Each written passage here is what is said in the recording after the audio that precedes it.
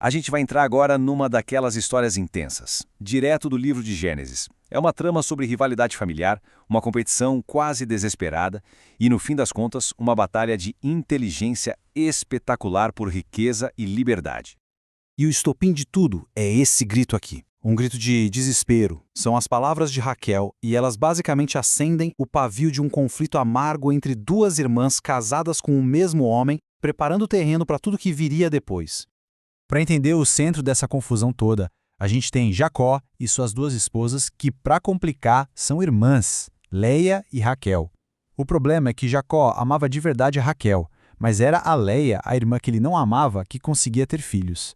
E esse desequilíbrio, claro, criou uma tensão absurda. De um lado, a Leia, que era fértil, mas se sentia desprezada. Do outro, a Raquel, que tinha o amor do marido, mas não conseguia conceber. Cada uma tinha exatamente aquilo que a outra mais desejava no mundo. O que se desenrola a partir daí é uma competição frenética. Uma verdadeira corrida de bebês, se é que a gente pode chamar assim. Cada nascimento não era só uma alegria, era um ponto marcado, uma vitória na luta por atenção, por status e por segurança dentro da própria casa. E quando Leia tem seu primeiro filho, o Ruben, as palavras dela revelam toda a dor e a esperança que ela sentia. Ela basicamente diz que talvez agora, com um filho nos braços, ela finalmente consiga conquistar o amor do marido. Cada criança era uma aposta. E a Liana não parou por aí, não. Ela engata uma sequência impressionante. Ruben, Simeão, Levi e Judá. Um filho atrás do outro. Ela estabelece uma liderança, assim, esmagadora nessa rivalidade familiar. Se a gente fosse colocar isso num placar, a situação ficaria bem clara. 4-0. Dá para imaginar o tamanho do desespero da Raquel vendo a irmã construir uma família inteira enquanto ela continuava de mãos vazias. Se sentindo encurralada, a Raquel parte para uma jogada ousada, até desesperada. Ela usa uma espécie de barriga de aluguel da antiguidade. Entrega sua serva, Bila, para Jacó, para que ela tivesse filhos em seu nome. Era um jeito de entrar na competição por procuração. E não é que funciona? Bila tem 2 filhos, Dan e Naphtali, e a Raquel comemora, declarando vitória.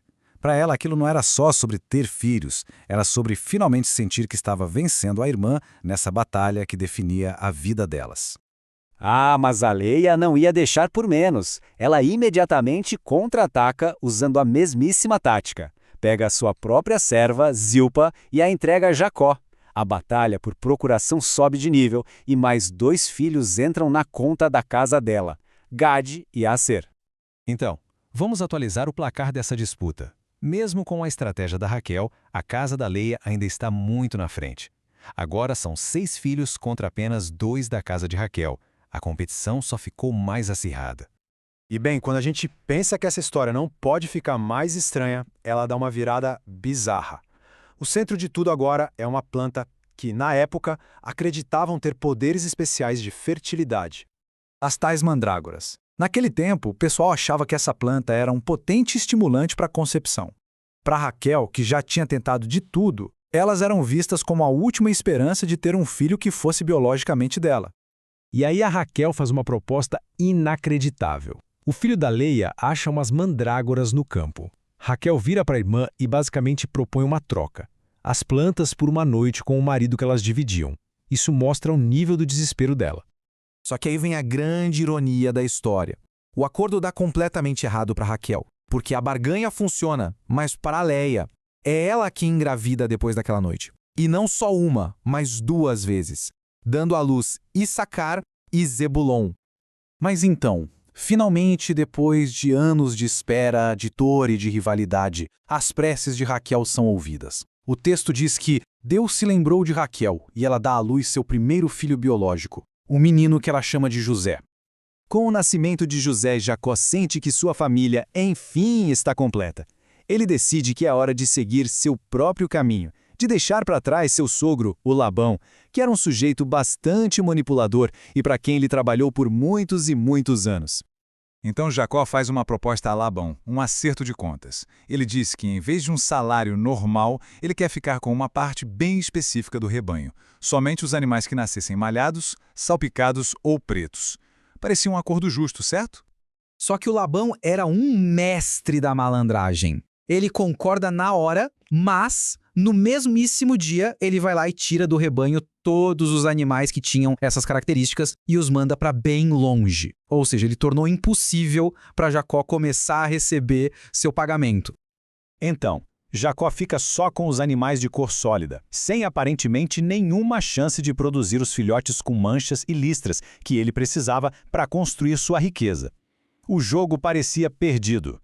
E aí fica a grande pergunta, né? Como é que se revida uma trapaça dessas? Como é que Jacó poderia construir um rebanho inteiro partindo de condições tão impossíveis, começando do zero? É aí que entra a estratégia engenhosa e, vamos ser sinceros, bem estranha, de Jacó. Ele pegou galhos de árvores, descascou listras neles e os colocou na frente dos begadouros, bem onde os animais mais fortes do rebanho bebiam água e acasalavam. A ideia era que, de alguma forma, isso influenciaria a aparência dos filhotes. E o resultado foi simplesmente impressionante. Contra todas as probabilidades, o método deu certo. O rebanho começou a produzir um monte de crias listradas, salpicadas e malhadas. Jacó não só construiu seu rebanho, como se tornou um homem extremamente rico, com rebanhos enormes, servos, camelos e jumentos.